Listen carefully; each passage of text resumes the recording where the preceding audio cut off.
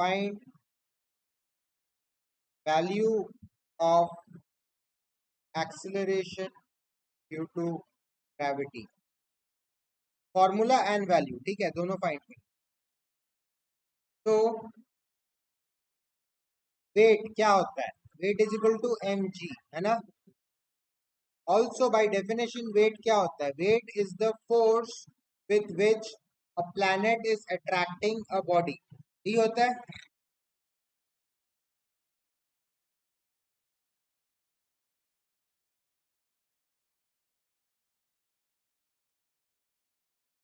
Attracting a body, ठीक है। तो इस फोर्स का using universal law of gravitation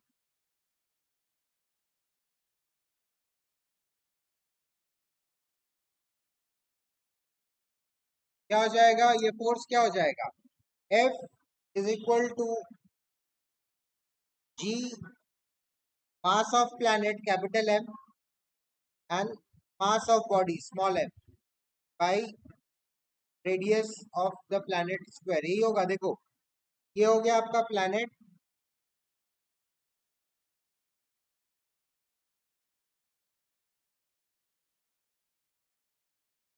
ये हो गया आपका प्लैनेट।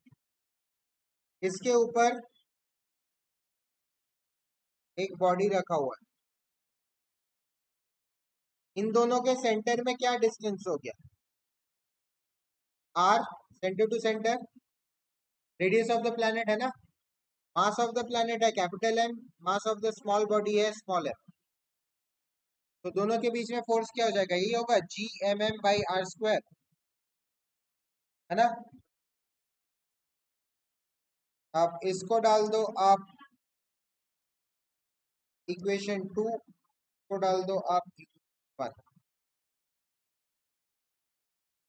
तो फ्रॉम 2 and 1, और ये फोर्स क्या बोलते हैं? इस फोर्स को ही वेट बोलते हैं। तो फ्रॉम 1 and 2 दोनों से क्या हुआ? दोनों को मैं इक्वेट कर सकता हूँ। implies mg is equal to gmm by r square होगा। m और m कट गया, तो मेरा g का वैल्यू क्या आ गया? g m by R square. ये होता है general formula acceleration due to gravity. किसी भी प्लैनेट का आप ग्रेविटेशन कांस्टेंट को मास ऑफ द प्लैनेट से मल्टीप्लाई करो और डिवाइड कर दो रेडियस ऑफ द प्लैनेट के स्क्वायर से। ये हो गया जनरल फॉर्मूला। अब इन केस ऑफ अर्थ क्या हो जाएगा?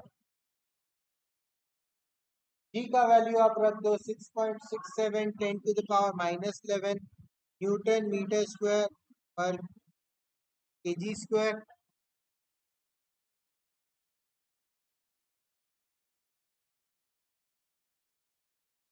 आर का वैल्यू, रेडियस ऑफ अर्थ याद रखना है 6.4 into 10 to the power 6 metres होता है। ये आपको वैल्यू याद रखना है।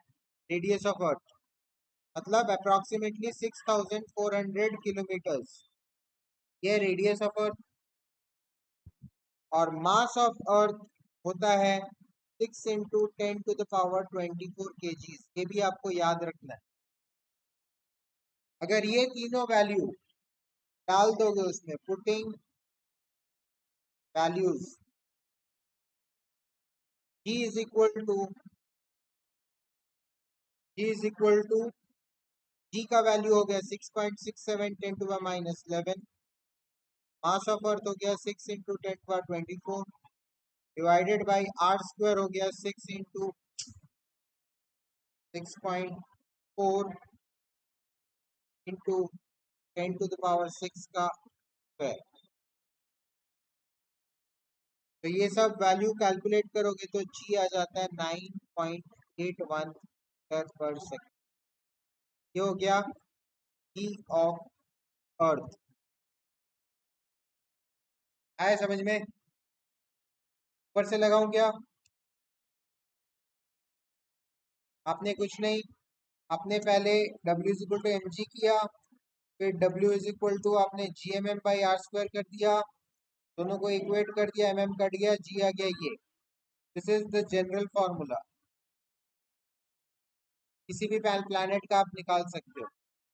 उसके बाद फिर इन केस ऑफ अर्थ में वैल्यू डाल दिए, आपका आ गया जी 9.81। आपको जरूरी नहीं कि ये कैलकुलेशन करके दिखाना है, आप जस्ट वैल्यूज लिखो और वैल्यू लास्ट में 9.81 लिख दो, मिल जाएगा मार्क्स। आया समझ में?